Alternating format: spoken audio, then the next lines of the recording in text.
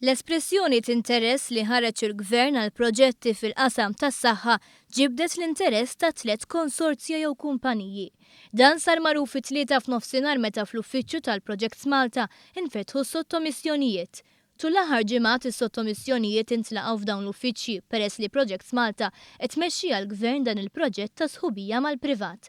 Is-sottomissjonijiet infetħu fil-preżenza ta' notar pubbliku u saħansitra l-midja. L-offerenti li permezz tal-offerta tagħhom qed jgħidu li lesti jinvestu 200 miljun euro huma Vitas Global Healthcare Limited, Bluestone, Image Hospitals u BSP Investments Limited.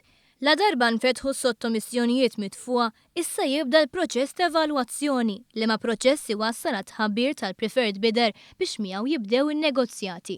Il-Ministeru tas-Saħħa qal li dan huwa pass ieħor fi proġett li se jwassal għal titjib fis-servizzi fil-qasam tas-saħħa li jixirqu lill-pazjenti fis-seklu 21.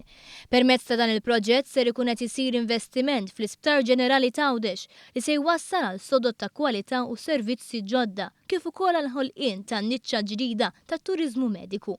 Se jwassal ukoll għall-iżvilupp mill-ġdid tal-Isptar San Luqa, sptar għal riabilitazzjoni, l-Isptar Caring Grek għall-anzjani, aktar sodod u ċentru ta' dermatoloġija u servizzi oħra. Dan l-investiment ser ikun qed jikkumplimenta l-ftehim li l-Gvern iffirma ma' Barts and the London School of Medicine and Dentistry. Il-Ministeru għas-Saħħa fakkar kif dan kollu se jfisser il-ħolqien ta' impjiegi ġodda, l-eliminazzjoni fid-diskrepanza bejn l-Isptar Mater Dei u l-Isptar ta' Għawdex, aktar sodod u f'madwar 300 student minn kulleġġ ta' fama dinjija f'pajjiżna.